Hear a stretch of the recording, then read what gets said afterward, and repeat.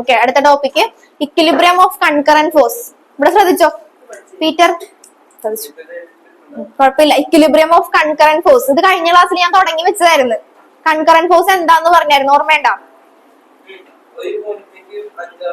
അത് തന്നെ, force acting at A given point. ഒരു പോയിന്റിലേക്ക് ആക്ട് ചെയ്യുന്ന ഫോഴ്സ്, അതിനെയാണ് നമ്മൾ കൺകറന്റ് ഫോഴ്സ് എന്ന് പറയുന്നത്. ഓക്കെ, ആ ടേമിൽ നിന്ന് തന്നെ പറയാൻ നോക്കാം. കൺകറന്റ് ഫോഴ്സ്, ഒരു പോയിന്റിലേക്ക് കുറെ ഫോഴ്സ് ആക്ട് ചെയ്യണേ, അതിനെയാണ് നമ്മൾ കൺകറന്റ് ഫോഴ്സ് എന്ന് പറയുന്നത്. ഈ ഒരു പോയിന്റിലേക്ക് F1 ആക്ട് ചെയ്യുന്നുണ്ട്, F2, F3, F4, F5 ഇങ്ങനെ പോകും. ഓക്കെ, ഇനി ഇക്വിലിബ്രിയം ഓഫ് കൺകറന്റ് ഫോഴ്സ് എന്ന് പറഞ്ഞിട്ടുണ്ടെങ്കിൽ നെറ്റ് ഫോഴ്സ്, ഈ പോയിന്റിൽ ആക്ട് ചെയ്യുന്ന നെറ്റ് ഫോഴ്സിന്റെ വാല്യൂ എന്ന് പറയുന്നത് 0 ആയിരിക്കും.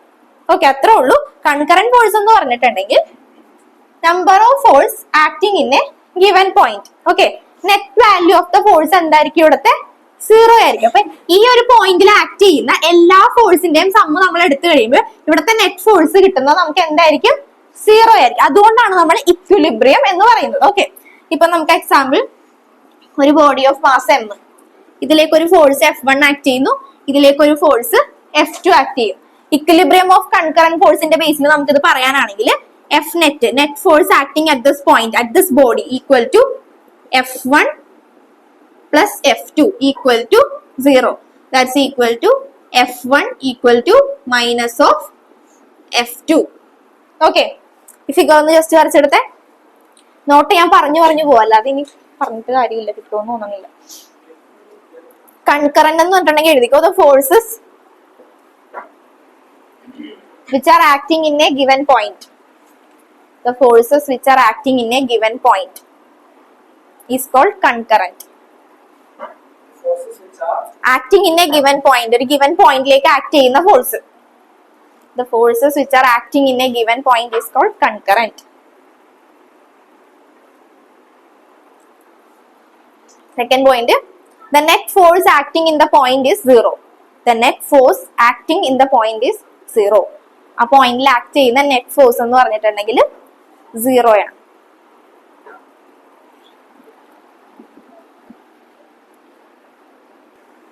Okay, the net force acting at this point is 0. ഈ ഒരു ഫിഗർ വരച്ചിട്ട് ഇതൊന്ന് ജസ്റ്റ് എഴുതി കാണിച്ചോ. A body of mass M, ഇതിലേക്ക് ഒരു ഫോഴ്സ് F1 ആക്ട് ചെയ്യുന്നു, F2 ആക്ട് ചെയ്യുന്നു. അപ്പൊ ഇക്വിലിബ്രിയം എന്ന് പറയുമ്പോൾ എന്താണ്? ഇവിടെ ആക്ട് ചെയ്യുന്ന നെറ്റ് ഫോഴ്സ് എന്തായിരിക്കും? 0 ആയിരിക്കും. അതായത് എല്ലാ പോയിന്റിൽ നിന്നും ആക്ട് ചെയ്യുന്ന ഫോഴ്സ് ആണ്. അപ്പൊ ഈ ബോഡിയുടെ കേസിൽ നമ്മൾ പറയുമ്പോൾ ഈ ബോഡിയിലേക്ക് ആക്ട് ചെയ്യുന്ന ഫോഴ്സ് F1 ഉണ്ട്, F2 ഉണ്ട്. ഇതിന്റെ രണ്ടിന്റെയും കൂടി സം എടുക്കുമ്പോൾ അതിന്റെ വാല്യൂ 0 ആണെങ്കിൽ നമുക്ക് എന്തെന്ന് പറയാം? ഇക്വിലിബ്രിയം കണ്ടീഷൻ എന്നാണ് അതിനെ പറയുന്നത്. Net force acting at this point is 0.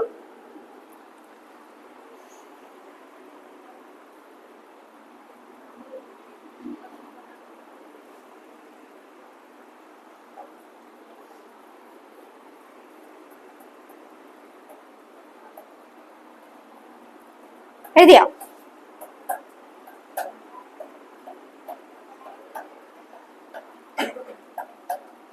ഇതൊക്കെ പ്രോബ്ലം ചെയ്യുമ്പോ ഒന്ന് ആലോചിച്ച് വെച്ചോക്കണോട്ടെ ഈ കണ്ടീഷൻ അല്ല.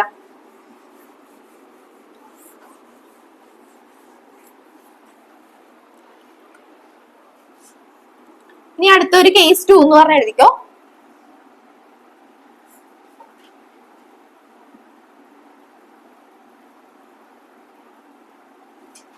അടുത്തൊരു കേസ് 2 എഴുതിക്കോ. If two forces acting at an angle theta. If two forces acting at an angle theta. Two forces acting at an angle theta. Okay, ഇനി ശ്രദ്ധിച്ചേ, തീറ്റ പറഞ്ഞുതരാം എന്താണ്. അത് ജസ്റ്റ് ഇപ്പൊ പ്രോബ്ലം ചെയ്യുമ്പോഴാണ് ഇങ്ങനത്തെ കേസ് നമുക്ക് വേണ്ടത്. അപ്പൊ ആലോചിച്ച് നോക്കാം, ഒരു കണ്ടീഷൻ, ഒരു ബോഡിയിലേക്ക് 2 ഫോഴ്സ് ആക്ട് ചെയ്യുന്നുണ്ട്. ഓക്കെ, ഈ 2 ഫോഴ്സും തമ്മിൽ ഇപ്പൊ ഇങ്ങനെ ആയിരിക്കും ഇരിക്കുന്നതെന്ന് വിചാരിക്കും. ഇത് F1, ഇത് F2 ഇങ്ങനെയാണ് ഇരിക്കുന്നതെന്ന് വിചാരിക്കും. അപ്പൊ ഇതിന്റെ ഇടയിൽ ഒരു ആംഗിൾ ഉണ്ടാവുമല്ലോ. ഇങ്ങനെ ഒരു കേസ് ആണ് വരുന്നതെങ്കിൽ, ഒരു ബോഡിയിലേക്ക് 2 ഫോഴ്സ് ആക്ട് ചെയ്യുവാണ്, അപ്പൊ അതിന്റെ ഇടയിൽ ഒരു ആംഗിൾ ഉണ്ടെന്ന് വിചാരിക്കുക. അപ്പൊ അങ്ങനെയാണെങ്കിൽ നമ്മൾ കഴിഞ്ഞ ക്ലാസ്സിൽ പഠിച്ചു, ഈ ബോഡിയുടെ വെയിറ്റ് എങ്ങോട്ടായിരിക്കും ആക്ട് ചെയ്യുന്നത്? വെയിറ്റ് എപ്പോഴും എങ്ങോട്ടായിരിക്കും ബോഡിയുടെ ആക്ട് ചെയ്യുന്നത്? താഴത്തോട്ട്. Weight equal to mg. അപ്പൊ വെയിറ്റ് ഇങ്ങോട്ടാണെങ്കിൽ ഇവിടെ ഇതിന്റെ ഓപ്പോസിറ്റ് നേരെ എന്താ ഉണ്ടാവും? ഒരു റിയാക്ഷൻ ഫോഴ്സ് ഉണ്ടാവും. നമ്മൾ പഠിച്ചില്ലേ, ന്യൂട്ടൺസ് തേർഡ് ലോയുടെ ബേസിൽ നമ്മൾ പഠിച്ചു, to every action there is an equal and opposite reaction. അപ്പൊ ഈ ബോഡിയുടെ ആക്ഷൻ എന്ന് പറയുന്ന വെയിറ്റ് താഴേക്ക്, ബോഡിയുടെ വെയിറ്റ് ആക്ട് ചെയ്യുന്ന താഴേക്കാണെങ്കിൽ ഇതിന് നേരെ എന്ത് വന്നാലും എന്താ ഉണ്ടാവും? ഒരു റിയാക്ഷൻ ഫോഴ്സ് ഉണ്ടാവും. റിയാക്ഷൻ ഫോഴ്സ് പൊക്കത്തേക്ക് ഉണ്ടാവും. അപ്പൊ ഇങ്ങനെയാണ് പ്രോബ്ലം വരുമ്പോ ഇങ്ങനെയാണ് ഒരു ക്വസ്റ്റ്യൻ വരുന്നതെങ്കിൽ ഇവിടുത്തെ റിസൾട്ടന്റ് ഫോഴ്സിന്റെ വാല്യൂ കണ്ടുപിടിക്കണമെങ്കിൽ നമ്മൾ എന്ത് ചെയ്താൽ മതി? രണ്ട് വെക്ടേഴ്സ് വന്നിട്ടുണ്ട്, ഇൻക്ലൈൻഡ് അറ്റ് ആൻ ആംഗിൾ തീറ്റ. നമ്മൾ സാധാരണ റിസൾട്ടന്റ് കണ്ടുപിടിക്കാൻ ഏത് ഇക്വേഷനാണ് നമ്മൾ യൂസ് ചെയ്യണത്? രണ്ട് ഫോഴ്സ് വന്നിട്ടുണ്ടെന്ന് വിചാരിക്കുക. നമ്മൾ കഴിഞ്ഞ ചാപ്റ്ററിലൊക്കെ പഠിച്ചിട്ടില്ലേ ഒരു ഇക്വേഷൻ റിസൾട്ടന്റിന്റെ? ആകെ നമ്മൾ ഒരു ഇക്വേഷൻ റിസൾട്ടന്റിന് പഠിച്ചിട്ടുള്ളൂ. Root of P square plus Q square plus 2pq cos θ. ഇവിടെയും ഇങ്ങനെ ഏത് ചാപ്റ്ററിൽ നിന്ന് വേണമെങ്കിലും ആ ചാപ്റ്ററിൽ മാത്രമായിരിക്കില്ല റിസൾട്ടന്റിനെ ബേസ് ചെയ്ത് ക്വസ്റ്റ്യൻ ചോദിക്കാൻ പോണത്. നമ്മൾ പഠിച്ച ആ കാര്യം എല്ലാ ചാപ്റ്ററിലും ചോദിക്കാം. ചിലപ്പോ ഈ ചാപ്റ്ററിലും രണ്ട് ഫോഴ്സ് രണ്ട് വെക്ടർ ക്വാണ്ടിറ്റി രണ്ട് ഫോഴ്സ് വന്നിട്ടുണ്ട്. അത് രണ്ടും കൂടി ഒരു ബോഡിയിൽ ആക്ട് ചെയ്യുന്നു, ഇൻക്ലൈൻഡ് അറ്റ് ആൻ ആംഗിൾ തീറ്റ. അങ്ങനെ ഒരു ക്വസ്റ്റ്യൻ ചോദിച്ചിട്ടുണ്ടെങ്കിൽ റിസൾട്ടന്റ് കണ്ടുപിടിക്കാൻ ഏത് ഫോർമുല തന്നെ യൂസ് ചെയ്യണം? സെയിം ഫോർമുല തന്നെ യൂസ് ചെയ്യണം. ഇവിടെ ഒരു F1 ഉണ്ട്, F2 ഉണ്ട്. ഇവിടുത്തെ റിസൾട്ടന്റ് എന്ന് പറയുന്ന ഈ റിയാക്ഷൻ ഫോഴ്സ് ആണ് റിസൾട്ടന്റ്. റിസൾട്ടന്റിന്റെ ഇക്വേഷൻ നമുക്ക് എങ്ങനെ എഴുതാം? Root of F1 square plus F2 square plus 2F1 F2 cos θ. ഈ ഫിഗർ വരച്ചു വെച്ചിട്ട് എഴുതി വെച്ചോട്ടെ. ഇങ്ങനെ ക്വസ്റ്റ്യൻ ഈ ചാപ്റ്ററിൽ നിന്നും ചോദിക്കാം. അതിൽ നിന്ന് മാത്രമായിരിക്കില്ല റിസൾട്ടന്റിനെ ബേസ് ചെയ്ത് ചോദിക്കണത്. റിസൾട്ടന്റ് നമ്മൾ കഴിഞ്ഞ ചാപ്റ്ററിലല്ലേ തീറ്റ, ഇത് ഞാൻ ഇങ്ങനെ മുട്ടിച്ച് വരച്ചിട്ടില്ല എന്നേ ഉള്ളൂ. ഇതിങ്ങനെ ജോയിൻ ചെയ്ത് വരച്ചിട്ടുണ്ടെങ്കിൽ ഇതിന്റെ ഇടയിൽ ഒരു ആംഗിൾ വരില്ലേ? അതാണ് തീറ്റ എന്ന് ഉദ്ദേശിച്ചേക്കുന്നത്. പ്രോബ്ലം ചോദിക്കുമ്പോ കറക്റ്റ് ആയിട്ട് ഫിഗർ ഒന്നും തരില്ല. രണ്ട് ഫോഴ്സ് വന്നിട്ടുണ്ട്, ഒരു ആംഗിൾ വന്നിട്ടുണ്ട്, ഒരു ബോഡിയിലേക്ക് രണ്ട് ഫോഴ്സ് ആക്ട് ചെയ്യുവാണ്. ഓക്കെ, അറ്റ് ആൻ ആംഗിൾ തീറ്റ എന്ന് പറഞ്ഞ ക്വസ്റ്റ്യൻ വന്നിട്ടുണ്ട്. Find the resultant force. അങ്ങനെ ഒരു ക്വസ്റ്റ്യൻ വന്നിട്ടുണ്ടെങ്കിൽ ഏത് ഫോർമുല യൂസ് ചെയ്യാം? സെയിം ഫോർമുല തന്നെ യൂസ് ചെയ്യണം.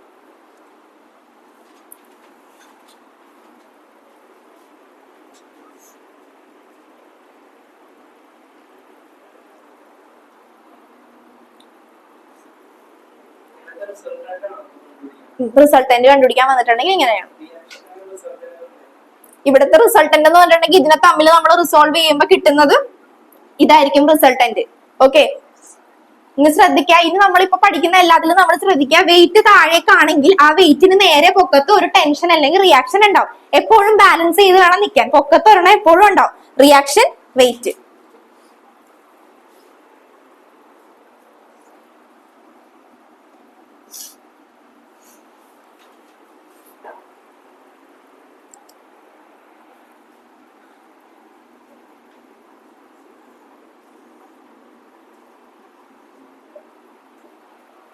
ഇത്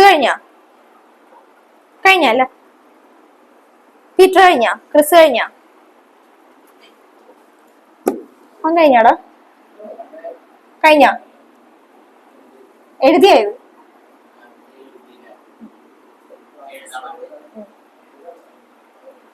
വിവേക് എഴുതിയാ?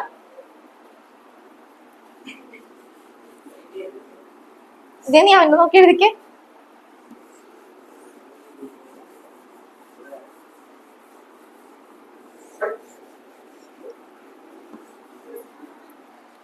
ഓക്കെ, ഇനി അടുത്തൊരു കേസ് ശ്രദ്ധിക്കണേ.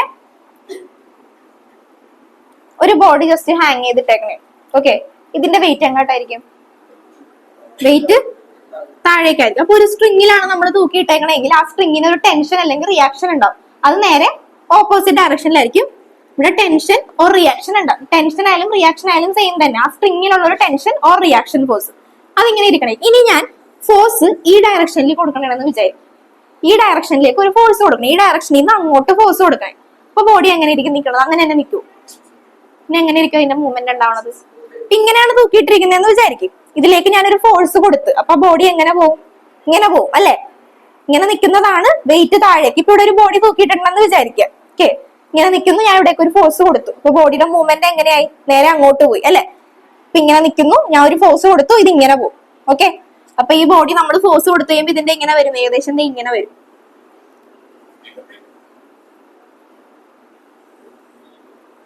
ഓക്കെ, ഇവിടെ നിൽക്കുന്നത് ഫോഴ്സ് കൊടുത്തു കഴിഞ്ഞപ്പോ ഇങ്ങോട്ട് പോയി. ഓക്കെ, അപ്പോൾ ഇതിന്റെ വെയിറ്റ് എങ്ങോട്ടായിരിക്കും ആക്ട് ചെയ്യുന്നത്? വെയിറ്റ് mg താഴേക്ക്. ടെൻഷൻ എങ്ങോട്ടായിരിക്കും നിൽക്കുന്നത്? ടെൻഷൻ ഈ സ്ട്രിങ്ങിൽ തന്നെയായിരിക്കും നിൽക്കുന്നത് അല്ലെ? അപ്പൊ ഇത് തമ്മിൽ ഇവിടെ എന്തുണ്ടായി? ഒരു ആംഗിൾ മേക്ക് ചെയ്തു. ഓക്കെ, ഒരു ആംഗിൾ ഉണ്ടായി. അങ്ങനെയാണെങ്കിൽ ഇതിനെ നമ്മൾ റിസോൾവ് ചെയ്യണം. ഓക്കെ, വെക്ടർ റിസൊല്യൂഷൻ നമ്മൾ പഠിച്ചിട്ടില്ലേ? ഒരു ചാപ്റ്ററിൽ മാത്രമല്ല, നമ്മൾ ഇതിങ്ങനെ കണ്ടിന്യൂസ് ആയിട്ട് പറഞ്ഞുകൊണ്ടിരിക്കും. Okay, a vector inclined at an angle theta it can be resolve into two components. ഒരു വെർട്ടിക്കൽ കമ്പോണന്റും ഉണ്ടാവും, ഒരു ഹൊറിസോണ്ടൽ കമ്പോണന്റും ഉണ്ടാവും. ഓർമ്മ ഇല്ലെങ്കിൽ എഴുതി വെച്ചോ. A vector inclined at an angle theta, inclined at an angle theta it can be resolve into two components. Horizontal കമ്പോണന്റും ഉണ്ടാവും, അതുപോലെ തന്നെ എന്താ ഉണ്ടാവും, ഒരു വെർട്ടിക്കൽ കമ്പോണന്റും ഉണ്ടാവും. പഠിച്ചിട്ടില്ലേ ഇങ്ങനെ ഒരു വെക്ടർ യു ഉണ്ടെങ്കിൽ നമ്മൾ പ്രൊജക്ടൈൽ മോഷൻ ഇപ്പൊ ചെയ്തതല്ലേ, അതിൽ പഠിച്ചില്ലേ? വെക്ടർ യുനെ നമ്മൾ രണ്ടായിട്ട് റിസോൾവ് ചെയ്തു, u cos theta u sine theta ആയിട്ട് റിസോൾവ് ചെയ്തില്ലേ? അത് തന്നെ.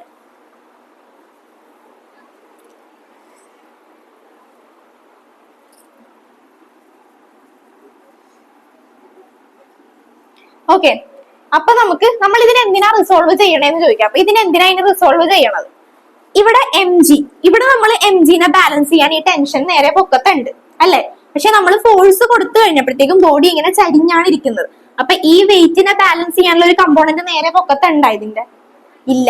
അതുകൊണ്ടാണ് നമ്മൾ എന്ത് ചെയ്യാൻ പോകുന്നത്, ഇതിനെ റിസോൾവ് ചെയ്യാൻ പോകുന്നത്. കിട്ടിയാ? നമ്മൾ എന്തിനാ റിസോൾവ് ചെയ്യുന്നത് ചോദിക്കുമ്പോൾ ഇങ്ങനെ നിൽക്കുന്ന ബോഡിക്ക് ബോഡിയുടെ വെയിറ്റ് താഴേക്ക് ആക്ട് ചെയ്യും, എം ജി താഴേക്ക് ആക്ട് ചെയ്യും, പൊക്കത്ത് ടെൻഷൻ ഉണ്ടാവും. എപ്പോഴും വെയിറ്റിന്റെ ഈ ഒരു കമ്പോണന്റിനെ ബാലൻസ് ചെയ്തിട്ടായിരിക്കും റിയാക്ഷൻ ഫോഴ്സ് പൊക്കത്തുണ്ടാവുന്നത്. പക്ഷെ നമ്മൾ ഫോഴ്സ് കൊടുത്തു കഴിഞ്ഞപ്പോ ബോഡി ഇങ്ങനെ ചരിഞ്ഞാണ് ഇവിടെ നിൽക്കുന്നത്. അപ്പൊ ഈ വെയിറ്റ്, ഇത് ബോഡിയുടെ വെയിറ്റ് താഴേക്ക് തന്നെയാണ്, പക്ഷെ ഇതിനെ ബാലൻസ് ചെയ്യുന്ന ഒരു കമ്പോണന്റ് നേരെ പൊക്കത്തില്ല.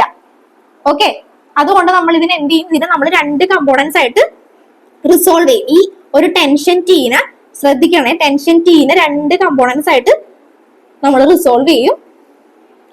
ഒരെണ്ണം ടി കോസ് തീറ്റ, ഒരെണ്ണം T sine theta. It can be resolve into two components, T cos theta, T sine theta. അപ്പൊ നമുക്ക് എം ജിനെ ബാലൻസ് ചെയ്യുന്ന ഒരു കമ്പോണന്റ് കിട്ടി. എം ജിനെ ബാലൻസ് ചെയ്യുന്ന കമ്പോണന്റ് ഏതാ? T cos theta. Okay, M ജിനെ ബാലൻസ് ചെയ്യുന്ന കമ്പോണന്റ് കിട്ടി. ബാക്കി ഇവിടെയുള്ള ഒരു ടി സൈൻ തീറ്റ ഉണ്ട്. ടി സൈൻ തീറ്റനെ ബാലൻസ് ചെയ്യുന്ന കമ്പോണന്റ് ഏതായിരിക്കും? അപ്പൊ ഫോഴ്സ് ഈ ഡയറക്ഷനിലല്ലേ കൊടുക്കുന്നത്, അപ്പൊ ഫോഴ്സ് ഉണ്ട്, ഈ ഡയറക്ഷനിൽ ഫോഴ്സ് വരുന്നുണ്ട്. അപ്പൊ ഫോഴ്സ് ആയിരിക്കും ടി സൈൻ തീറ്റനെ ബാലൻസ് ചെയ്യണം. ആ ഫിഗർ ഒന്ന് സ്റ്റെപ്പ് ബൈ സ്റ്റെപ്പ് ആയിട്ട് വരച്ച് ആകെ കൺഫ്യൂഷൻ ആക്കി വരക്കരുത്. ഫസ്റ്റ് ബോഡി നിന്നേച്ച് എങ്ങനെയാന്ന് ഓർമ്മയുണ്ടല്ലോ, ജസ്റ്റ് ഒന്ന് ഹാങ് ചെയ്തിരിക്കണേണ്. ആ ഓരോ സ്റ്റെപ്പ് ഓർത്ത് തന്നെ വരക്കട്ടെ. ഇപ്പൊ ഞാൻ പറയണ ശ്രദ്ധിച്ച് എന്നിട്ട് വരക്കാം. ഒന്ന് ഓർത്ത് സ്വന്തമായിട്ട് വരച്ചു പോകും, അല്ലാതെ ഇതിന്ന് കോപ്പി ചെയ്ത് വരച്ചിട്ട് ഒരു കാര്യമില്ല. ഒരു ബോഡി ജസ്റ്റ് തൂങ്ങി കിടക്കുന്നു, അതിന്റെ മാസ് എം ആണ്, വെയിറ്റ് താഴേക്ക് ആക്ട് ചെയ്യുന്നുണ്ട്. വെയിറ്റ് താഴേക്ക് ആക്ട് ചെയ്യുമ്പോൾ നേരെ പൊക്കത്ത് എന്താണ്ടാവും? റിയാക്ഷൻ അല്ലെങ്കിൽ ഒരു ടെൻഷൻ ഉണ്ടാവും. അത് ഞാൻ ടീന്ന് കൊടുത്തു. ഇനി ഫോഴ്സ് ഈ ഡയറക്ഷനിലാണ് വരുന്നതെങ്കിൽ ബോഡി ജസ്റ്റ് ഇങ്ങനെ ഇത്തിരി കുറച്ച് ഇങ്ങനെ മൂവ് ചെയ്യും. അപ്പോഴും അതിന്റെ വെയിറ്റ് താഴേക്ക് തന്നെയായിരിക്കും, ടെൻഷൻ ആ സ്പ്രിങ്ങിൽ തന്നെയായിരിക്കും നിൽക്കുന്നത്. വെയിറ്റിനെ മെയിൻറ്റെയിൻ ചെയ്യാൻ, അതായത് വെയിറ്റിനെ ബാലൻസ് ചെയ്യാനുള്ള ഒരു കമ്പോണന്റ് ഇവിടെ ഇല്ല. അപ്പൊ ഇവിടെ ഒരു ആംഗിൾ മേക്ക് ചെയ്യുന്നുണ്ട്, ഇത് തീറ്റ. അപ്പൊ നമുക്ക് ഇതിനെ രണ്ടായിട്ട് റിസോൾവ് ചെയ്യാം. ഈ ഒരു കമ്പോണന്റ്, ഈ ടെൻഷൻ ടീനെയാണ് നമ്മൾ രണ്ടായിട്ട് റിസോൾവ് ചെയ്യാൻ പോകുന്നത്. T sine theta, T cos theta, രണ്ട് കമ്പോണന്റ് ആയിട്ട് റിസോൾവ് ചെയ്ത് ഇത്രയും ഫിഗർ വെച്ച്. ഓക്കെ, എന്റെ ബാക്കി പറയാം. ഏതാണ്? പറഞ്ഞുതരാം. ഇനി തിരിച്ചു നോക്കിക്കേ, ഇത് ഇങ്ങനെയല്ലേ, കമ്പോണന്റ് ഇങ്ങനെയല്ലേ ഇരിക്കണം. നമ്മൾ നേരത്തെ കമ്പോണന്റ് ഇങ്ങനെ വരച്ചപ്പോഴാണ് നമ്മൾ അങ്ങനെ എഴുതിയത്. ഓക്കെ, ഇത് കമ്പോണന്റ് നേരെ തിരിച്ച് ഇങ്ങനെ ചെരിഞ്ഞായിരിക്കുന്നത്. നീ പറഞ്ഞത് നമ്മൾ ഇങ്ങനെ വരച്ചപ്പോഴത്തേക്കും ഇവിടെ ടി സൈൻ തീറ്റ, ഇവിടെ ടി കോസ് തീറ്റ എന്നല്ലേ പറഞ്ഞത് അല്ലേ? ഇങ്ങനെ ചെയ്തപ്പോ ഇവിടെ ടി സൈൻ തീറ്റ, ഇവിടെ ടി കോസ് തീറ്റ. പക്ഷെ ഇവിടെ കമ്പോണന്റ് ഇരിക്കുന്നത് ഇങ്ങനെയല്ല, ഇങ്ങനെയാ ഇരിക്കുന്നത്. കണ്ട, ഇങ്ങനെയാ ഇരിക്കുന്നത്. അപ്പൊ ടി സൈൻ തീറ്റ ഇവിടെ വരും, ടി കോസ് തീറ്റ ഇവിടെ വരും.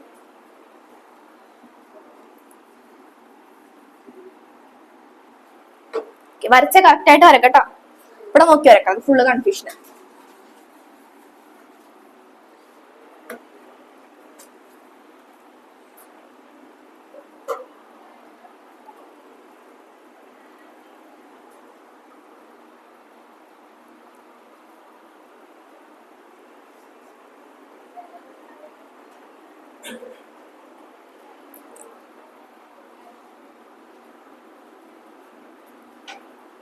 ഓക്കെ,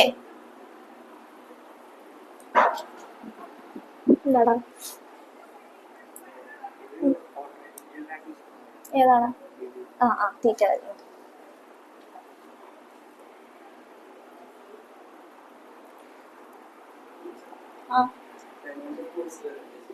എവിടെയാണ്? അയ്യോ, അതിലൊരു കേസ് ഞാൻ ഉദ്ദേശിച്ചിട്ടുണ്ടെന്നേ ഉള്ളു. അത് കഴിഞ്ഞിട്ടുള്ള കേസാണ്. പ്രോബ്ലം വരുന്ന ഇതിലേക്ക് വന്നതാണ്.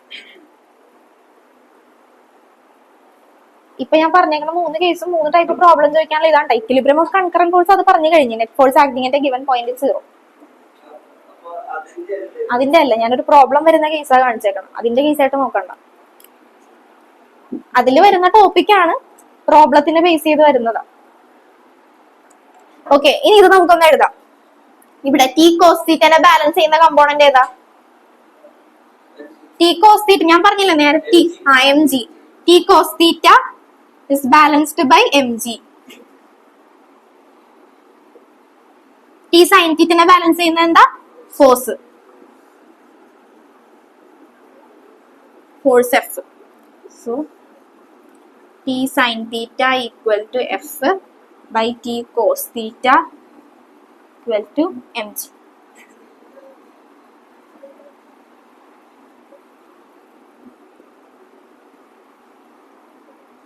തീറ്റ equal to tan inverse of F by M G. ഈ ഇക്വേഷൻ ഒന്ന് നോട്ട് ചെയ്ത് വെച്ചേക്കണം കേട്ടോ.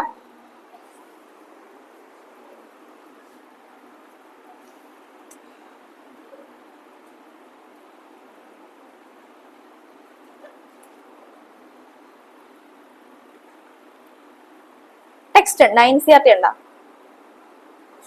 വേണ്ട, ഇപ്പൊ ഇല്ലേ? വേണ്ട.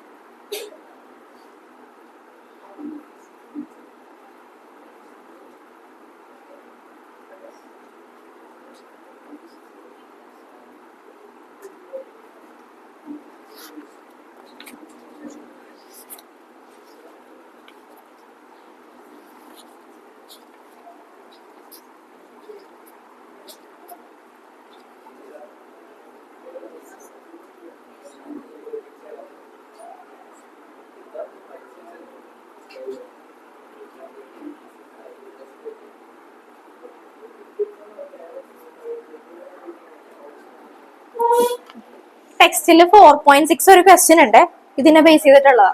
പറ്റുമെങ്കിൽ ഒന്ന് ചെയ്ത് നോക്കിയേക്കും. സെയിം തന്നെ, ഒന്നും വേറെ പ്രത്യേകിച്ചൊന്നും ഇല്ല. ഒരു ബോഡി തന്നിട്ടുണ്ട്, ആ ബോഡിയുടെ മാസ് തന്നിട്ടുണ്ട്. ജസ്റ്റ് ഇത് ഇക്വേഷൻ യൂസ് ചെയ്ത് കണ്ടുപിടിക്കാനുള്ളതാ.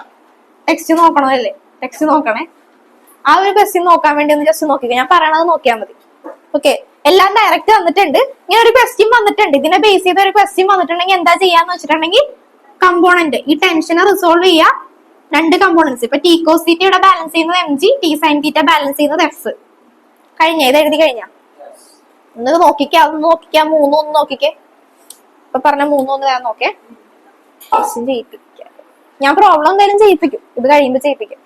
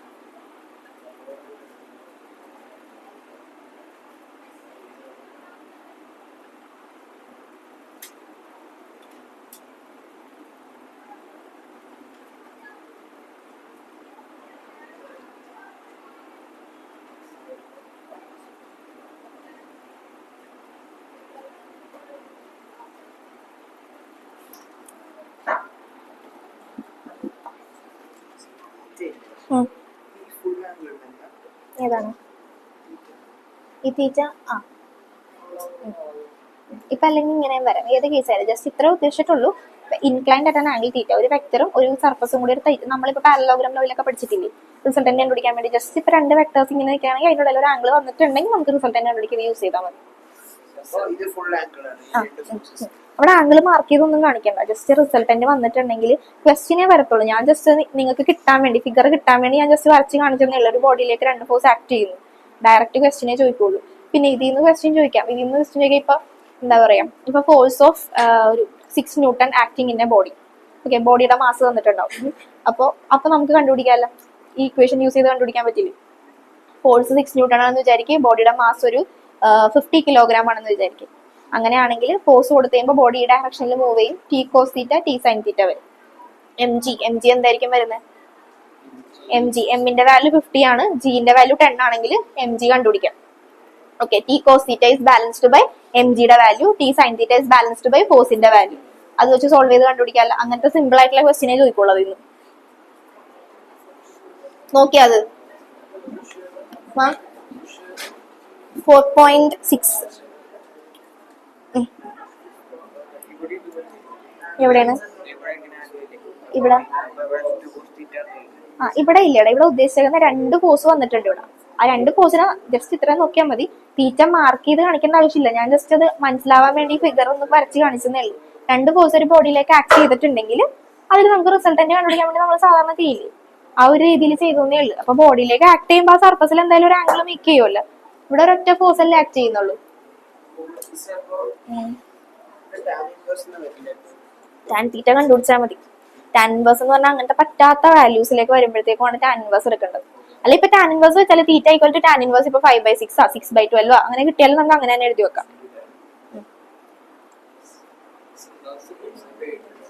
എന്തോ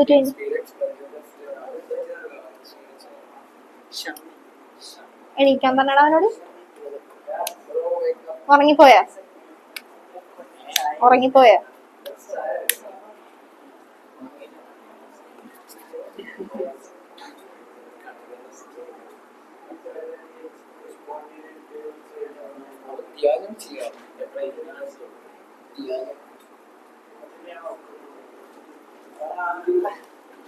നമുക്ക് ഈ ക്വസ്റ്റ്യൻ ഒന്ന് ചെയ്യാം, അപ്പൊ കുറച്ചുകൂടി ക്ലിയർ ആവും. ഓക്കെ, എഴുതിക്കോ.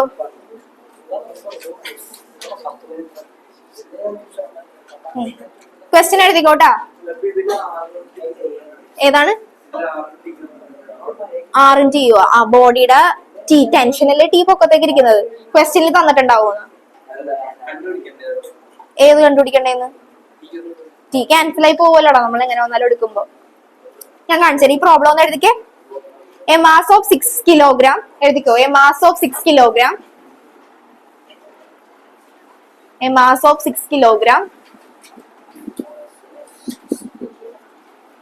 is suspended by a rope of length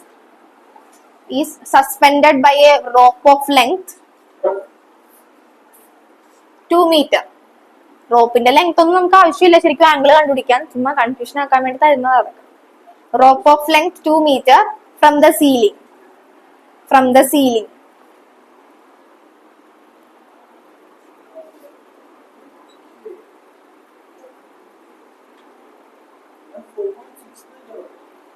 ആ, 4.6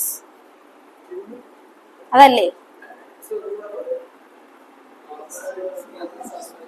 അതല്ലേ എക്സാമ്പിൾ 4.6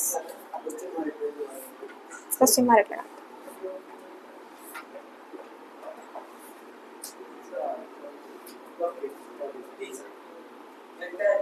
ആ, ചോദിച്ചു. ആ,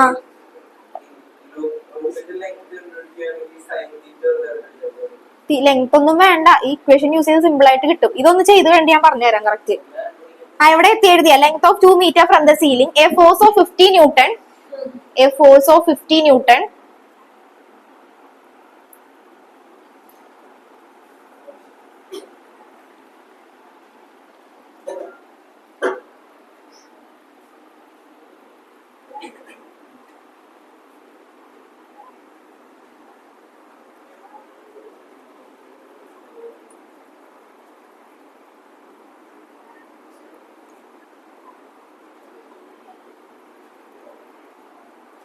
in the horizontal direction, 50 Newton in the horizontal direction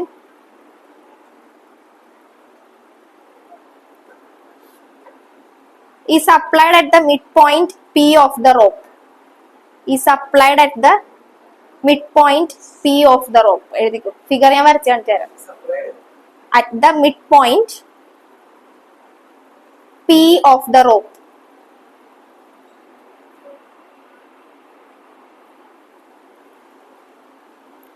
What is the angle? What is the angle the rope makes with the vertical? What is the angle the rope makes with the vertical in equilibrium? With the vertical in equilibrium.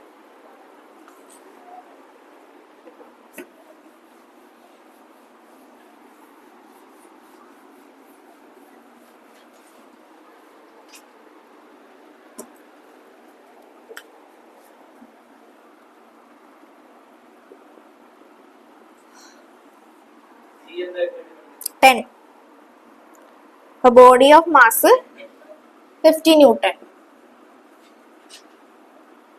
Sorry, 50 kilogram. A force of 50 Newton. Mass 6 kilogram.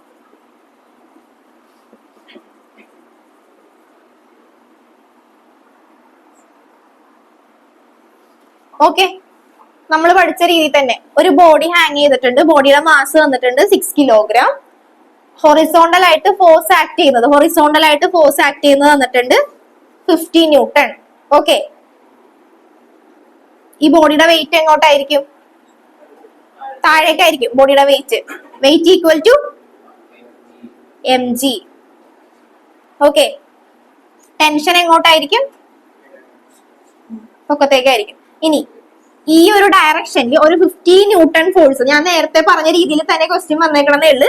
ഫോഴ്സിന്റെ value 50 newton തന്നിട്ടുണ്ട്. Horizontal ഡയറക്ഷനിൽ ഒരു 50 newton force ഇതിലേക്ക് act ചെയ്യണേ. Okay, അപ്പൊ നമ്മുടെ body എങ്ങനെ പോകും?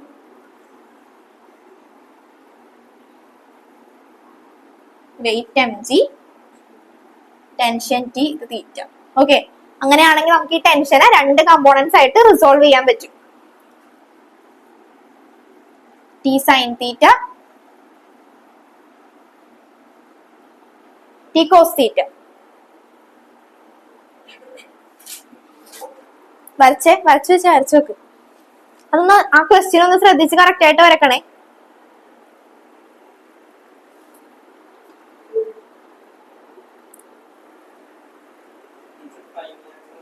ഫൈനൽ ആൻസർ പറഞ്ഞുതരാം. ഓക്കെ, അത് നിങ്ങൾ തന്നെ പറഞ്ഞേ. ഇവിടെ നമ്മൾ നേരത്തെ ചെയ്തതുപോലെ തന്നെ ടി കോസ് തീറ്റനെ ബാലൻസ് ചെയ്യുന്ന എന്താ? ടി കോസ് തീറ്റനെ ബാലൻസ് ചെയ്യുന്ന കമ്പോണന്റ് ഏതാ? M G. നേരെ താഴെയുള്ള കമ്പോണന്റ് എം ജി. അപ്പൊ T cos theta equal to M G.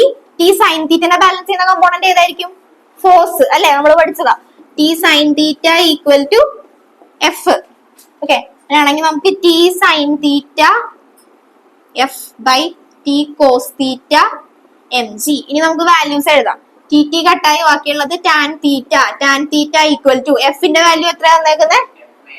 എഫിന്റെ വാല്യൂ തന്നിട്ടുണ്ട്, ഡയറക്റ്റ് തന്നിട്ടുണ്ട് 15 newton. 15 by M G. M G എത്ര തന്നേക്കുന്നത്? എമ്മിന്റെ വാല്യൂ എത്ര? 6. ജിയുടെ വാല്യൂ എത്ര? 10. അപ്പൊ എത്ര കിട്ടി? 16 ഡിവൈഡഡ് ബൈ 16.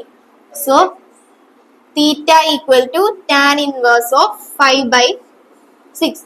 സിമ്പിൾ അല്ലേ ക്വസ്റ്റ്യൻ? ചെയ്യാൻ പറ്റൂല, പ്രത്യേകിച്ച് ഒന്നുമില്ല, ഒന്നും ആലോചിക്കാൻ കൂടിയില്ല. എല്ലാം ഡയറക്റ്റ് വന്നിട്ടുണ്ട്. ജസ്റ്റ് ഒന്ന് കൊടുത്താൽ മതി. ഒരു ബോഡിയിലേക്ക് 50 ന്യൂട്ടൺ ഓഫ് ഫോഴ്സ് ആക്ട് ചെയ്യുമ്പോൾ ബോഡി ഒന്ന് മൂവ് ചെയ്ത് ഈ ഡയറക്ഷനിലേക്ക് കുറച്ച് പുഷായി ഇങ്ങോട്ട് നിൽക്കും. ടെൻഷൻ അതേ ഡയറക്ഷനിൽ തന്നെ 2 കമ്പോണൻസ് ആയിട്ട്. വരച്ച് കഷ്ടപ്പെടണമെന്നില്ല.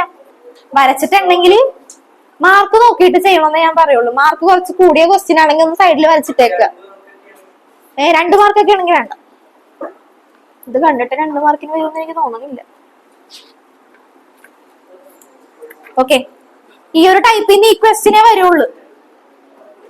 എഴുതി വെച്ചോട്ടെ. എക്സാമ്പിൾ 4.6 ടെക്സ്റ്റിലുള്ള സെയിം ക്വസ്റ്റ്യൻ ആണ്. കറക്റ്റ് ആയിട്ട് ഫിഗർ കണ്ട ടെക്സ്റ്റിൽ കൺഫ്യൂഷൻ ആവും. 3 ടൈപ്പ് ഫിഗർ കൊടുത്തിട്ടുണ്ട്. അതാ പറഞ്ഞത്, നമ്മൾ സ്വന്തമായിട്ട് വരക്കുമെങ്കിൽ നമുക്കൊരു ഐഡിയ കിട്ടും.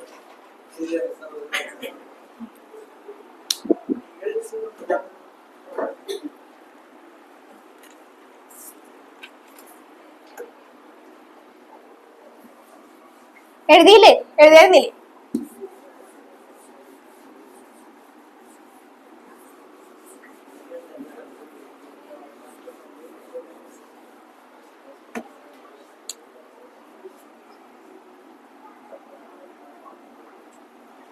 Okay, friction.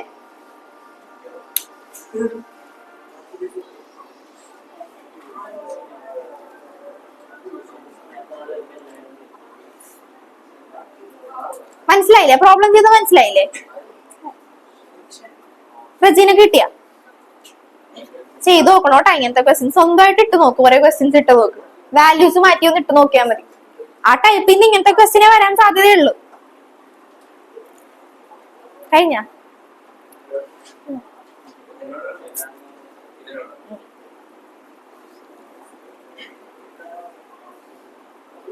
ഓക്കെ, അടുത്തത് ഫ്രിക്ഷൻ. ഫ്രിക്ഷൻ എന്താ?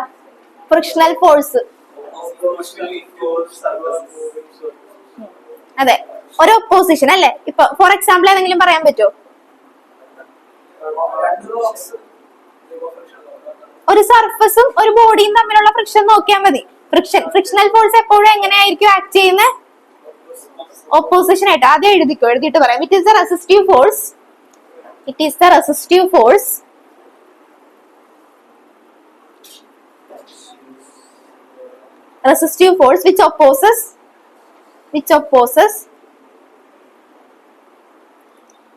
which opposes the motion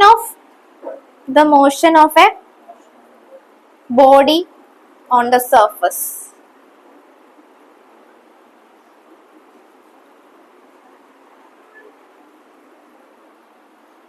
ഒരു ബോഡി മറ്റൊരു ബോഡിയുടെ മുകളിൽ ഇരിക്കണമെങ്കിൽ അത് തമ്മിലുള്ള ഒരു ഒപ്പോസിഷൻ. ഇപ്പോ അപ്ലൈഡ് ഫോഴ്സിന്റെ ഡയറക്ഷൻ ഇങ്ങനെയാണ്, ഒരു ബോഡി മൂവ് ചെയ്യുന്നത് ഇങ്ങനെയാണെങ്കിൽ ഫ്രിക്ഷണൽ ഫോഴ്സ് ഏത് ഡയറക്ഷനിലായിരിക്കും ആക്ട് ചെയ്യുന്നത്? നേരെ തിരിച്ച്, ഓപ്പോസിറ്റ്. ഒരു റെസിസ്റ്റ് ആയിട്ടല്ലേ നിൽക്കുന്നത്, ഓപ്പോസിഷൻ ആണ്. ഓക്കെ, രണ്ടും തമ്മിലുള്ള ഓപ്പോസിഷൻ. ബോഡി ഇങ്ങനെ മൂവ് ചെയ്യുകയാണെങ്കിൽ ഫ്രിക്ഷണൽ ഫോഴ്സ് നേരെ തിരിച്ച് ഓപ്പോസിറ്റ് ഡയറക്ഷനിലായിരിക്കും. It is opposite to the, അടുത്ത point, it is opposite to the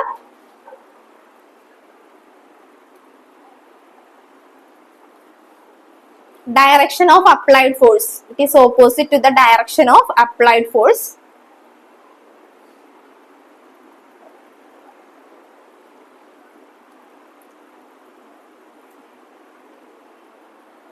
And it is tangential. Tangential ആയിട്ടായിരിക്കും ആക്ട് ചെയ്യുന്നത്. And it is tangential. Tangential എന്ന് പറഞ്ഞിട്ടുണ്ടെങ്കിൽ ഇങ്ങനെ നമ്മൾ പറഞ്ഞ രീതിയിൽ തന്നെ ടാൻജൻഷ്യൽ ആയിട്ടല്ലേ കറക്റ്റ് കണ്ടത്? ഇങ്ങനെ ആ ഒരു സർഫസിന് ഇതായിട്ടായിരിക്കും ടാൻജന്റ് ആയിട്ട്. Tangential to the point of contact, to the point of contact of the body and surface, of the body and surface.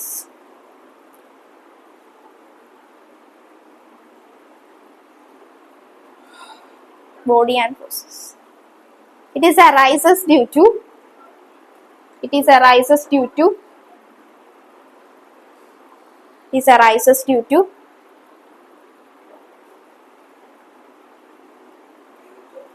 irregularity in the surface. Irregularity in the surface.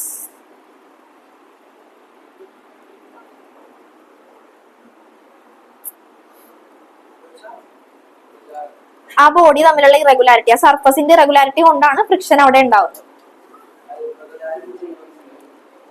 ആ ഒരു irregularity മനസ്സിലായില്ലേ? അവൻ കാണിച്ചത് തന്നെ correct. Okay, ഒരു ആ sentence ഒന്നുകൂടെ വായിച്ചേ. ഉച്ചത്തിൽ വായിച്ചു. ഈ വായിക്കാൻ ടൈം തരുമ്പോ അങ്ങ് വായിച്ച് മനസ്സിൽ കേട്ടാണ് ഞാൻ പറയണത്. ചെറിയ ചെറിയ സെന്റൻസ് അല്ലേ.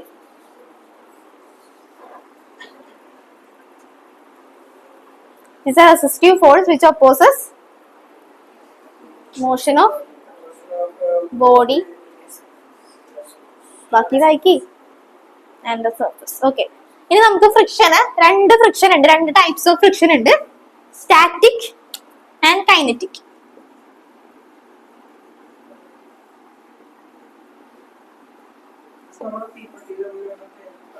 ഏതാടാ?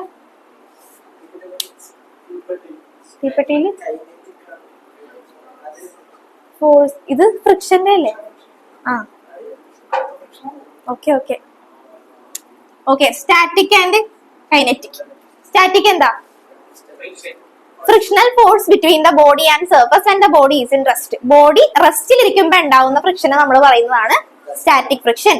അപ്പൊ ഫ്രിക്ഷൻ നമുക്ക് രണ്ട് ടൈപ്സ് ഫ്രിക്ഷൻ ഉണ്ട്, സ്റ്റാറ്റിക്കും ഉണ്ട്. ഇതൊക്കെ ജസ്റ്റ് തിയറി ആണ് കേട്ടോ, 2 മാർക്ക് ക്വസ്റ്റ്യൻ ഒക്കെ വരുന്നതായിരിക്കും. ഫ്രിക്ഷൻ നമുക്ക് അപ്പൊ എത്ര എണ്ണം ഉണ്ട്? രണ്ട് ടൈപ്പ് ഫ്രിക്ഷനും ഉണ്ട്, സ്റ്റാറ്റിക്കും ഉണ്ട് കൈനറ്റിക്കും ഉണ്ട്. സ്റ്റാറ്റിക് എന്ന് പറയുന്നത് എന്താ? Frictional force between the body and surface when the body is in rest. Body റെസ്റ്റിലിരിക്കുമ്പോൾ ഉണ്ടാവുന്നതാണ് സ്റ്റാറ്റിക്. അങ്ങനെയാണെങ്കിൽ kinetic എപ്പോഴായിരിക്കും?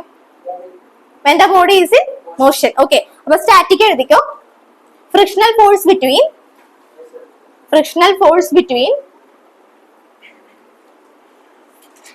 body and the surface, frictional force between body and the surface when the body is in rest. Frictional force between body and the surface when the body is at rest.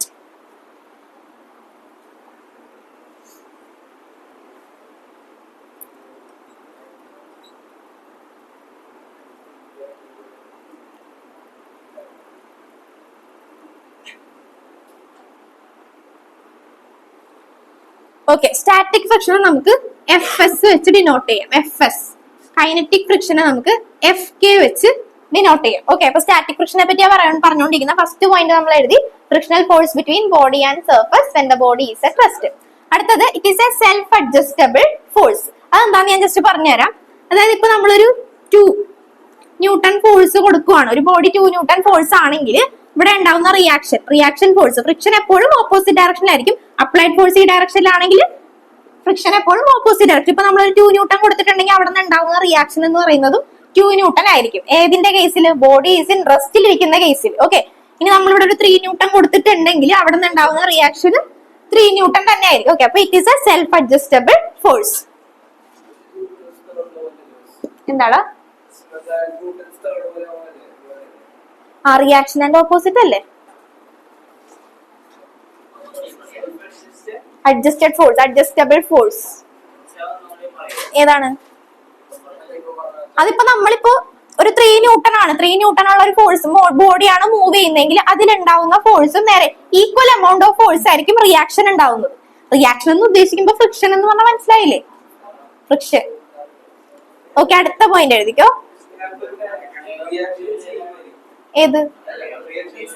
എടാ friction. Friction ഉള്ളത് കൊണ്ടല്ലേ നമുക്കിപ്പോ നിൽക്കാൻ പറ്റുന്നത്. മനസ്സിലായി? ഒരു body, അതല്ല ഞാൻ ഉദ്ദേശിച്ചത്. ഇപ്പൊ ഒരു ബോഡി, ഒരു കാറ് ഒരു റോഡിൽ കൂടി പോണേണ് അല്ലെ? അപ്പൊ അതൊക്കെ ഫ്രിക്ഷൻ ഉള്ളത് കൊണ്ടല്ലേ? ഓക്കെ, റെസിസ്റ്റീവ് ഫോഴ്സ് ആണ് വരുന്നത്. എല്ലാം പറഞ്ഞിട്ട് ഞാൻ പോയിന്റ്സ് ഒന്നും എഴുതിക്കുക, അതൊക്കെ ഞാൻ ഡീറ്റെയിൽ ആയിട്ട് പറയാം.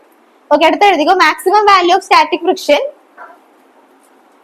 ഗ്രാവിറ്റിനായിട്ട് റിലേറ്റ് ചെയ്തത് കേട്ടോ. ഫ്രിക്ഷൻ റെസിസ്റ്റീവ് ഫോഴ്സ് ആയിട്ട് തന്നെ പഠിക്കുക.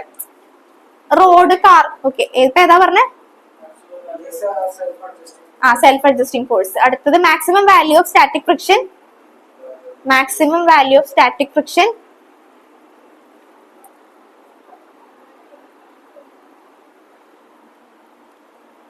when the body is about to move. When the body is about to move,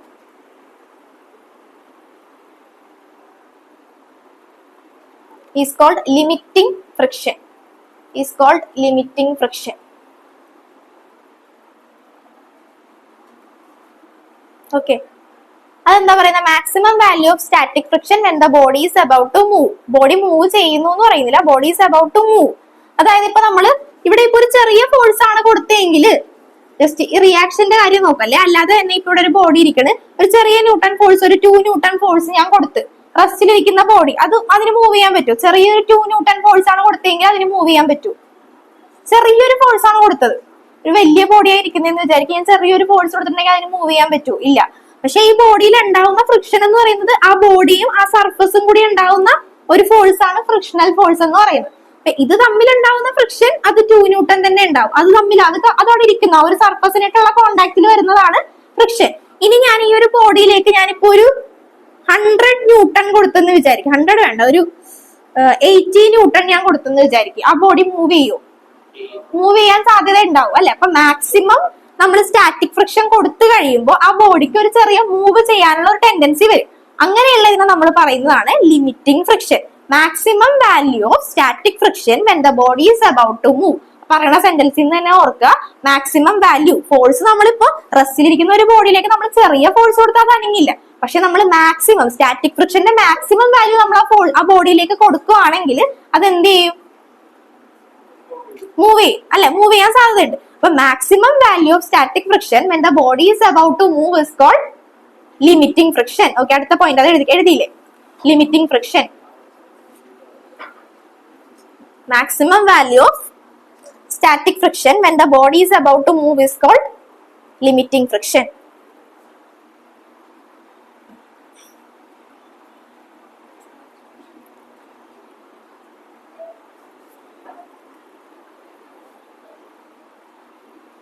okay, ഇനി ക്വസ്റ്റ്യൻ ചോദിക്കുന്ന ഒരു ഏരിയ എന്ന് പറഞ്ഞിട്ടുണ്ടെങ്കിൽ സ്റ്റാറ്റിക് ഫ്രിക്ഷന് നമുക്ക് 2 ലോസ് പഠിക്കാനുണ്ട്, അതുപോലെ തന്നെ കൈനറ്റിക് ഫ്രിക്ഷന് നമുക്ക് 2 ലോസ് പഠിക്കാനുണ്ട്. നമ്മളിപ്പോ സ്റ്റാറ്റിക് ഫ്രിക്ഷൻ പഠിച്ച് അത് കംപ്ലീറ്റ് ചെയ്തിട്ട് അടുത്തത് പറയാം. സ്റ്റാറ്റിക് ലോസ് ഒന്നും പറഞ്ഞ് എഴുതിക്കോട്ടെ, സ്റ്റാറ്റിയുടെ അടിയിൽ ലോസ് ഒന്നും പറഞ്ഞ് ഇതിന്റെ താഴെ ഇത് പോയിന്റ്സ് ആയിട്ട് സ്റ്റാറ്റിക് ഫ്രിക്ഷൻ എന്താന്ന് വെച്ചിട്ടുണ്ടെങ്കിൽ ഇത്രയും പോയിന്റ്സ് എഴുതണേ. ഇനി അടുത്ത ലോ എന്നും പറഞ്ഞ് എഴുതിക്കോ, അത് ഇമ്പോർട്ടന്റ് മാർക്ക് ചെയ്ത് വെച്ചോട്ടെ. ലോസ് ഓഫ് ഫ്രിക്ഷൻ അല്ല, സ്റ്റാറ്റിക് ഫ്രിക്ഷന്റെ കേസ് മാത്രം, ലിമിറ്റിംഗ് ഫ്രിക്ഷൻ.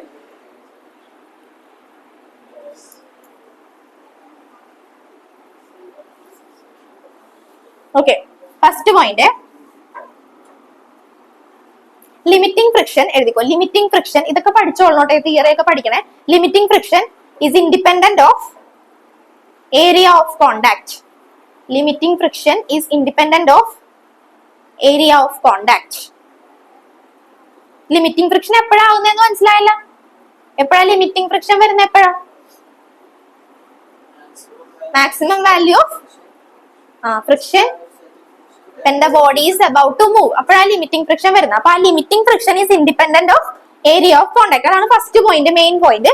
അടുത്തത് maximum value of static friction. അപ്പൊ ഓർക്കുക, maximum value of static friction എന്ന് പറയുമ്പോൾ ലിമിറ്റിംഗ് ഫ്രിക്ഷന്റെ കാര്യമാണ് പറയുന്നത്. Maximum value of static friction is directly proportional to maximum value of static friction is directly proportional to reaction force R. Reaction force R. Capital R. Okay. Maximum value of static friction Fs max. Fs max എന്ന് പറഞ്ഞിട്ടുണ്ടെങ്കിൽ എന്താണെന്ന് അറിയാലോ? ഏത് force അവിടെ വരുന്നത്? Limiting friction അല്ലേ വരുന്നത്. Maximum value of F S എന്ന് പറഞ്ഞിട്ടുണ്ടെങ്കിൽ എന്താ? എഫ് എന്താ? Friction, static friction. Okay, static friction. F K നമ്മൾ ഡിനോട്ട് ചെയ്ത് എന്താണ്? Kinetic friction. Maximum value of static friction എന്ന് പറയുമ്പോൾ limiting friction. Okay, maximum value of static friction, limiting friction. That is directly proportional to എന്താ പറഞ്ഞേക്കുന്നത്? Capital R. R എന്താണ്? Reaction force. Reaction force എവിടെ വരുന്നത് മനസ്സിലായല്ലോ? ഒരു ബോഡി ഉണ്ട്, ആ ബോഡിയുടെ വെയിറ്റ് നേരെ താഴേക്കാണെങ്കിൽ നേരെ പൊക്കത്തേക്ക് ഉണ്ടാവുന്നതാണ് റിയാക്ഷൻ ഫോഴ്സ്. ഓക്കെ, ഇനി ഈ പ്രൊപ്പോർഷണാലിറ്റി കോൺസ്റ്റന്റ് മാറ്റിയിട്ട് നമുക്ക് F S max equal to mu S R. ഈ ടേം കേട്ടിട്ടുണ്ടോ? മ്യൂ പഠിച്ചിട്ടുള്ളതല്ലേ? കേട്ടിട്ടുണ്ട്. മ്യൂ എന്താണ്? മ്യൂ വേറെ, മ്യൂ വേറെ. മ്യൂ ഫ്രീക്വൻസി പഠിച്ചേക്കണത് അതല്ല, മ്യൂ വേറെ. Fs equal to mu s. Mu s is the coefficient of static friction.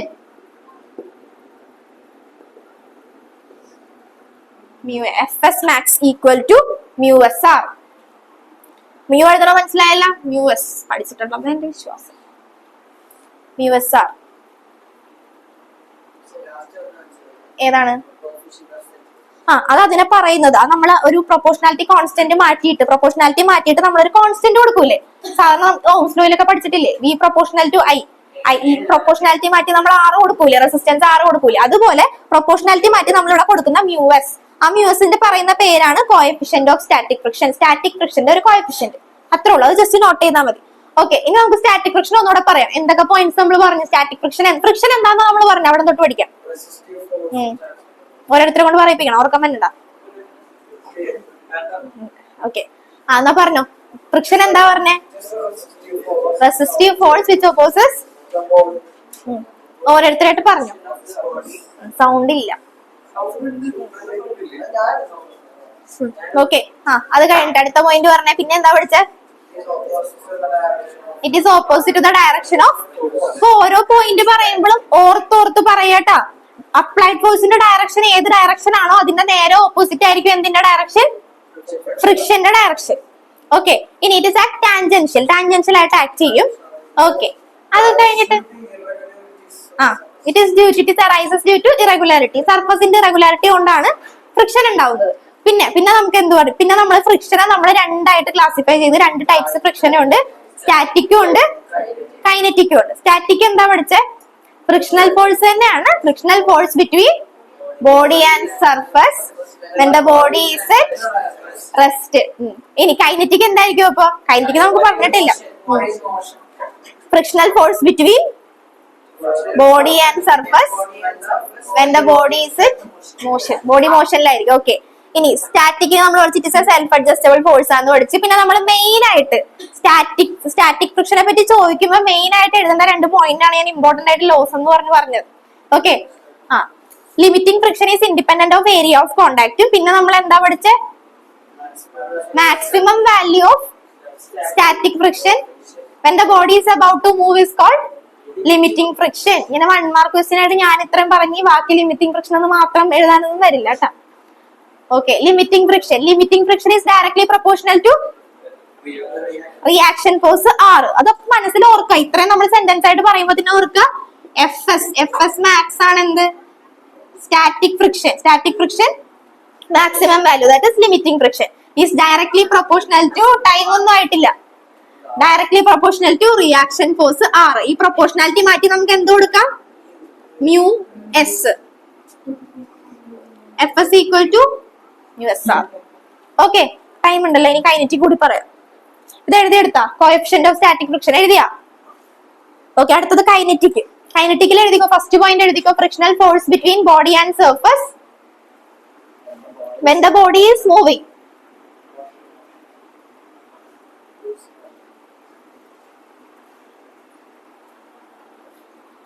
Body is moving. അടുത്തത് സ്റ്റാറ്റിക്. കൈനറ്റിക് ഫ്രിക്ഷനെ നമ്മൾ ഡിനോട്ട് ചെയ്യുന്ന ഏത് വെച്ചിട്ടാ? F K. ഇനി അടുത്ത പോയിന്റ് എഴുതിക്കോ. F K is a constant. കഴിഞ്ഞില്ലേ? Frictional force between body and surface when the body is moving.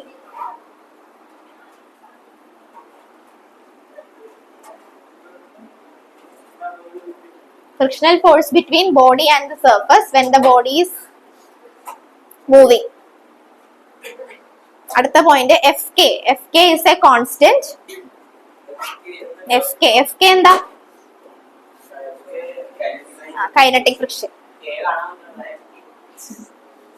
F K is a constant and it is depend on the k കാണാൻ പറ്റുള്ളതാ.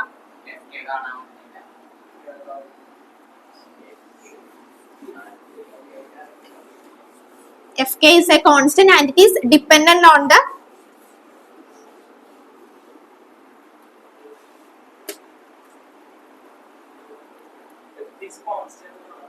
Fk is a constant and is depend on the nature of surface in contact.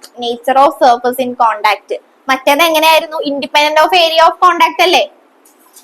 F S പഠിച്ചത് independent ആയിരുന്നെങ്കിൽ F K എന്താണ്? Depend ആണ്. ആ area of കോണ്ടാക്ടിന്റെ ആ സർഫസിനായിട്ട് depend ആയിട്ടാണ് നിൽക്കുന്നത്. F S എങ്ങനെയായിരുന്നു? ഇൻഡിപെൻഡന്റ് ആയിരുന്നു. ഇനി മറ്റതിൽ പറഞ്ഞതുപോലെ തന്നെ നമുക്ക് പറയാം. എഫ് കെ എന്ന് വേണ്ട, ഫുൾ ആയിട്ട് എഴുതിക്കും. Kinetic friction. Kinetic friction is directly proportional to reaction force R. Fk is directly proportional to reaction force R. Fk is directly proportional to reaction force R. Fk proportionality constant മാറ്റിയിട്ടുണ്ടെങ്കിൽ mu k R. mu k is the coefficient of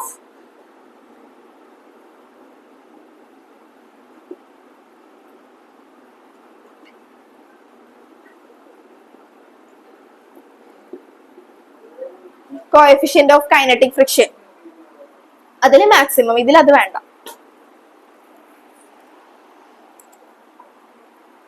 മറ്റേതിൽ എന്താ പഠിച്ചത്? Static friction maximum ആവുമ്പോ body is about to move. ഇവിടെ body already moving ആണ്. ഏതാണ്? ഇതിന്റെ ആണോടാ? എടാ ഇത് വേറൊന്നും പറയുന്നില്ല. FK കൈനറ്റിക് എന്ന് പറയുമ്പോൾ ബോഡി മൂവിങ് ആണെന്നുള്ള കേസ് മാത്രമേ ഉള്ളൂ. മറ്റേതില് ബോഡി എന്തായിരുന്നു? റെസ്റ്റിലിരിക്കുമ്പോഴുള്ള കേസാ പറയുന്നത്. ഇവിടെ ബോഡി മൂവിങ് ആണ്. മൂവിങ് ആയിട്ടുള്ള ബോഡി ആണെങ്കിൽ ആ ബോഡിക്ക് ഒരു വെയിറ്റ് താഴേക്ക് ഉണ്ടാവും, പൊക്കത്തേക്ക് ഒരു റിയാക്ഷൻ ഫോഴ്സ് ഉണ്ടാവും. അപ്പൊ മൂവിങ് ആയിരിക്കുന്ന ബോഡിയുടെ ഫ്രിക്ഷൻ, ഓക്കെ, മൂവിങ് ബോഡിയുടെ friction that is directly proportional to reaction force R. മറ്റേതിന്റെ കേസിൽ നമ്മൾ പഠിച്ചത് എന്താണ്? Maximum value of static friction when the body is about to move. Body move ചെയ്യാൻ നിൽക്കുന്ന ആ സിറ്റുവേഷനിലുള്ള ഫോഴ്സ് ആണ് ലിമിറ്റിംഗ് ഫ്രിക്ഷൻ എന്ന് പറയുന്നത്. അവിടെ ബോഡി റെസ്റ്റിലായിരിക്കുന്നു, ഇവിടെ ബോഡി മോഷനിലായിരിക്കുന്നു. അപ്പൊ ബോഡി എങ്ങനെ വന്നാലും നമ്മളിപ്പോ പറഞ്ഞു, മോഷനിലായാലും ഒരു ഓടിക്കൊണ്ടിരിക്കുന്ന ഒരു കാർ ആയാലും അതിന്റെ വെയിറ്റ് ഡൗൺവേർഡ് ആക്ട് ചെയ്യും, പൊക്കത്തേക്ക് ഒരു റിയാക്ഷൻ ഫോഴ്സ് ഉണ്ടാവും. അപ്പൊ ഇവിടെ എന്താ പറയുന്നത്? When the body is about to moving. Body moving ആണ്. അപ്പൊ ബോഡി മൂവിങ് ആയപ്പോഴും റിയാക്ഷൻ ഫോഴ്സ് FK അവിടെ ഉണ്ടാവുന്ന, ബോഡി മൂവിങ് ആവുമ്പോൾ ഒന്ന് ചിന്തിച്ച് നോക്കിക്കേ, ഒരു ബോഡി മൂവ് ചെയ്തുകൊണ്ടിരിക്കുവാണ്, അവിടെ ആ ബോഡിക്ക് അതിന്റെ അടിയിൽ ഒരു സർഫസ്, ആ ബോഡിയുടെ ഒരു കാറാണെങ്കിൽ അതിന്റെ ആ ഒരു സർഫസും ആ റോഡും തമ്മിൽ ഒരു ഫ്രിക്ഷൻ ഉണ്ടാവും അല്ലെ? അപ്പൊ ആ friction that is directly proportional to reaction force. അപ്പൊ റിയാക്ഷൻ ഫോഴ്സ് എന്താണെന്നൊന്ന് ആലോചിച്ച് നോക്കുക. ജസ്റ്റ് R എന്ന് പറയരുത്, റിയാക്ഷൻ ഫോഴ്സ് എന്ന് തന്നെ പറഞ്ഞു പിടിക്കുക. കറക്റ്റ് ആയിട്ട് കിട്ടും. ഒരു ബോഡി ഡൗൺവേർഡ് ആവുമ്പോൾ നേരെ പൊക്കത്ത് റിയാക്ഷൻ ഫോഴ്സ് ഉണ്ടാവും. നമ്മളിപ്പോ ഒരു ക്വസ്റ്റ്യൻ ചെയ്തപ്പോഴത്തേക്കും നേരെ പൊക്കത്ത് ആ ബോഡിക്ക് നമ്മളൊരു ഫോഴ്സ് കൊടുത്തു കഴിഞ്ഞപ്പോ ബോഡി ഒന്ന് ഇങ്ങോട്ട് മൂവ് ചെയ്ത് ഇവിടെ ആയി. ടെൻഷൻ നേരെ പൊക്കത്തേക്കല്ല ആക്ട് ചെയ്തത്. അതുകൊണ്ട് നമ്മൾ ബാലൻസ്ഡ് ആക്കാൻ വേണ്ടിയാണ് ആ കമ്പോണന്റിനെ നമ്മൾ റിസോൾവ് ചെയ്തത്. ഓക്കെ, ഇത്ര എഴുതിയാ? കൈനറ്റിക് ഫ്രിക്ഷൻ ഒന്ന് വായിച്ചെന്ന് പറഞ്ഞാൽ പഠിച്ചെന്നാണ് കേട്ടോ ഉദ്ദേശിച്ചത്. വേഗം വായിക്കുക കൈനറ്റിക് ഫ്രിക്ഷൻ.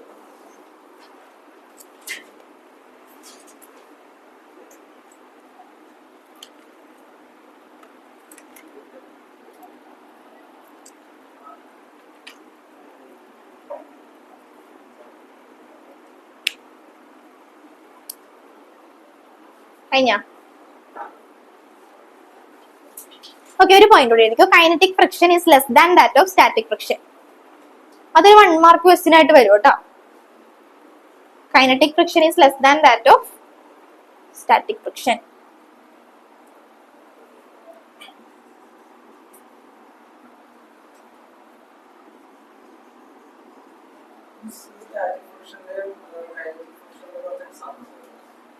എക്സാമ്പിൾ ഒന്നും പഠിക്കാൻ പ്രത്യേകിച്ച് പറഞ്ഞിട്ടില്ല. ടെക്സ്റ്റിൽ ഉണ്ടാന്ന് ഞാൻ നോക്കട്ടെ, വേറെ എന്തെങ്കിലും എക്സാമ്പിൾ പറഞ്ഞിട്ടുണ്ടോ മനസ്സിലാകാൻ. ഇപ്പൊ ഞാൻ പറഞ്ഞില്ലേ ബോഡി റെസ്റ്റിലിരിക്കുന്ന കണ്ടീഷനും ശരിക്കുള്ള എക്സാമ്പിൾ ഞാൻ ടെക്സ്റ്റിൽ നോക്കട്ടെ.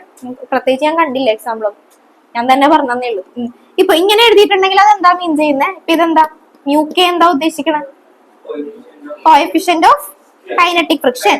µk എന്ന് ഉദ്ദേശിച്ചിട്ടുണ്ടെങ്കിൽ K കണ്ടിട്ടുണ്ടെങ്കിൽ അത് കൈനറ്റിക് ഫ്രിക്ഷൻ ആണെന്ന് ഓർക്കുക, S കണ്ടിട്ടുണ്ടെങ്കിൽ സ്റ്റാറ്റിക് ആണെന്ന് ഓർക്കുക. ഓക്കെ, ഇനി അടുത്തൊരു ചെറിയ ടോപ്പിക് കൂടെ എടുത്തേക്കാം. ടൈം ആയ ഞാൻ ഒന്ന് പറഞ്ഞേക്കാം, കേട്ടാ മതി. ആംഗിൾ ഓഫ് റെസ്പോസ് എടുക്കണം, എടുത്തോട്ടെ. ആംഗിൾ ഓഫ് റെസ്പോസ് ഞാൻ പറഞ്ഞോട്ടെ എന്നാ കേട്ടാ മതി. അല്ല ആ സെന്റൻസ് കൂടെ എഴുതി വെച്ചോ, എന്നിട്ട് പറയാം. ഒരു സെന്റൻസ് എഴുതിക്കോ. അടുത്ത ക്ലാസ്സിൽ ചാപ്റ്റർ തീരുള്ളൂ. Angle of repose.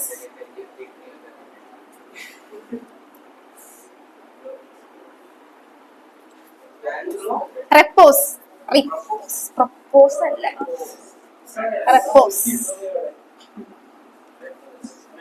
റെപ്പോസ്.